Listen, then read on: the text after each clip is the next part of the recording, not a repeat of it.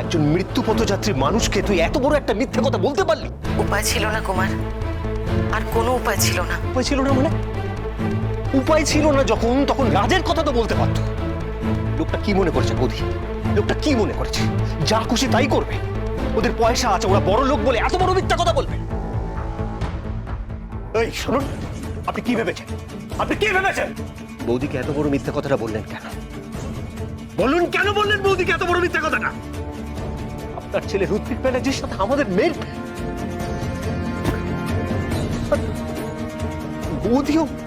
বৌদিও মেনে নিল যে ঋত্বিক ব্যানার্জির সঙ্গে আমাদের মেয়ের বিয়ে হয়েছে। উনি জানেন না যে যে আমি রুদ্রিকের বাবা।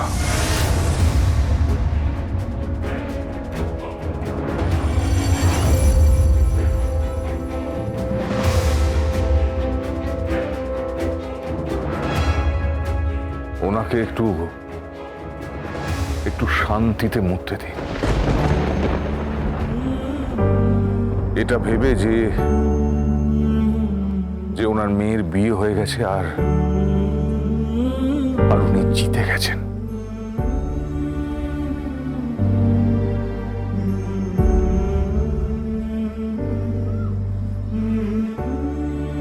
আমি জানতাম আপনার ছেলে বিপথে গেছে।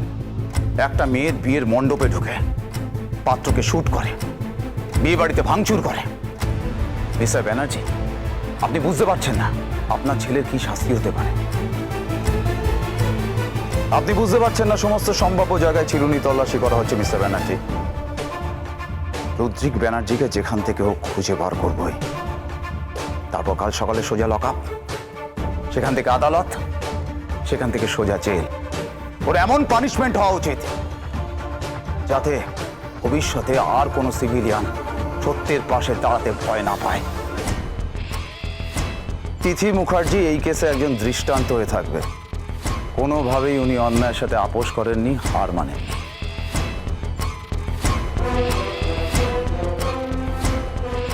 আমি একজন ডিউটি অফিসারকে রেখে গেলাম।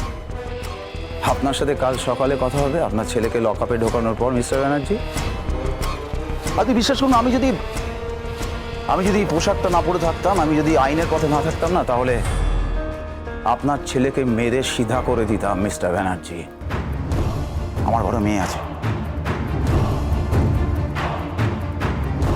আনফরচুনেট আপনাদের মতো বাবারা মিস্টার ব্যানার্জি, যাদের ছেলেরা শহরের বুকে দাপিয়ে বেড়াচ্ছে, উন্মত্ত হয়ে মাঝরাতে বাইক চালাচ্ছে, ড্রিঙ্ক করে গাড়ি চালাচ্ছে, আনন্দ ফুর্তির নামে বেলেল্লাপানা করছে, ক্রাইম করছে, অস্থির করে তুলছে গোটা সমাজকে। মিস্টার ব্যানার্জি, ইতিহাস কোনোদিন ক্ষমা করবে না।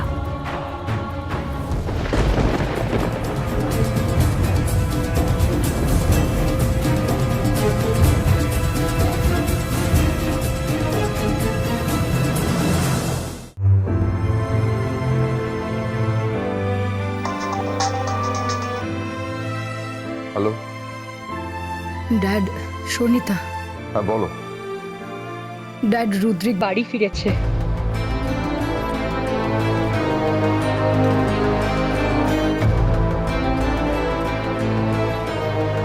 আমি রাখছি।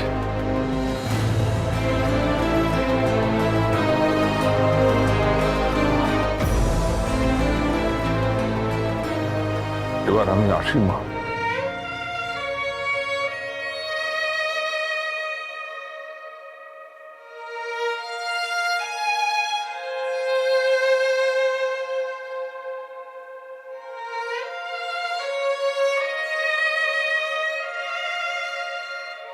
একটি বারের জন্য তুমি আমার ছেলেকে সুযোগ দেবে?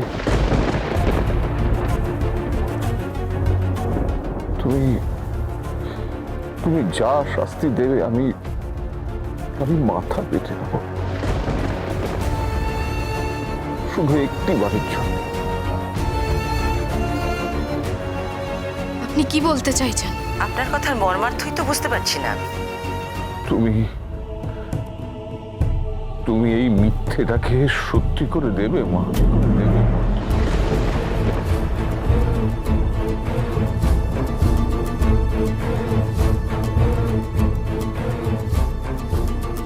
এই শুনুন, আপনার কথা কিন্তু আমরা কিচ্ছু বুঝতে পারছি না। কি বলছেন কি আপনি? সত্যি কি তিথি ব্যানার্জি বাড়ির বউ? ব্যানার্জি বাড়ির বউ?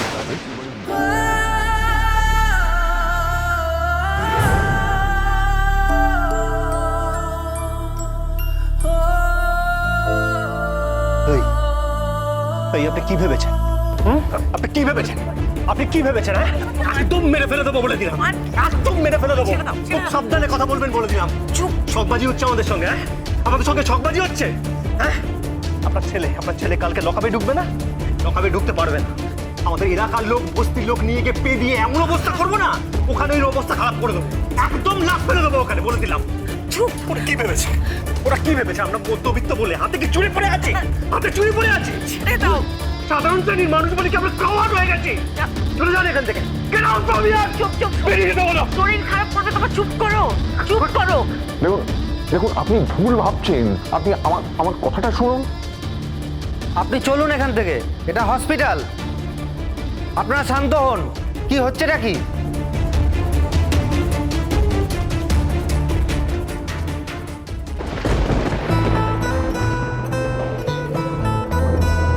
একটা গোধূলি বেলা কোণে দেখা আলোতে একটু লুসানাইয়ে সাথে পাখি সারা জীবন এখন এই মিথ্যে সিঁদুরের বোঝাটা তোকে বইতে হবে, তা না হলে তোর মা মরেও শান্তি পাবে না। আমার মেয়ের বিয়ে হয়ে গেছে, আমার মেয়ের বিয়ে হয়ে গেছে।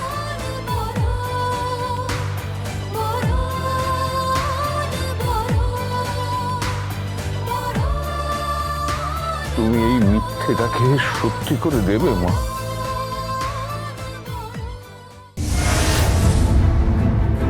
কি বললো মেশো? কি বলবে? কিছুই বলেনি ড্যাড। জিজ্ঞেস করলি না ওখানে কি হচ্ছে? কি আর জিজ্ঞেস করবো?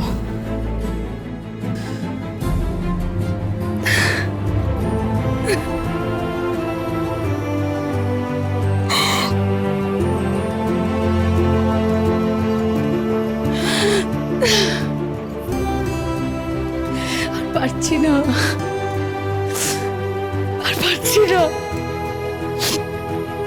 কি করলো বলতো রুদ্রিকটা? কি করলো? ওদিকে ড্যাডকে, আমার ড্যাডকে এখন অসম্মানিত হতে হচ্ছে। কেকা কোনো দায়িত্ব পালন করলো না রুদ্রিক, কোনোদিন কোনো দায়িত্ব পালন করলো না। নিজের জীবনটাকে নিজের মতো করে এনজয় করতে চেয়েছে সব সময়, আর সেই এনজয়মেন্টের জন্য আজকে অন্যের ক্ষতি করে বসলো।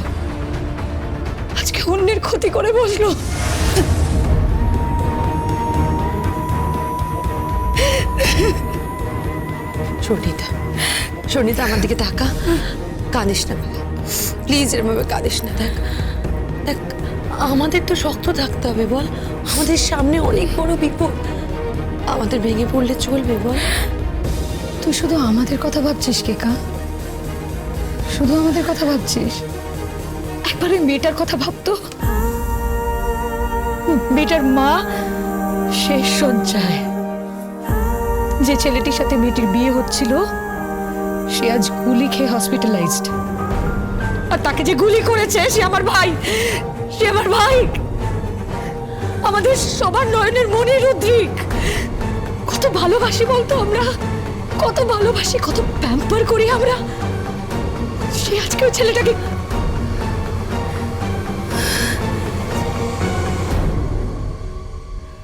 কি বলতো, ভগবান গড়তে গিয়ে বাঁদর গড়ে ফেলেছে আমার মা,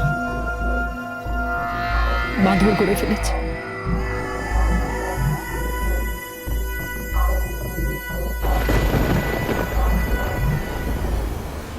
হ্যালো, আমি নন্দন ব্যানার্জি বলছি।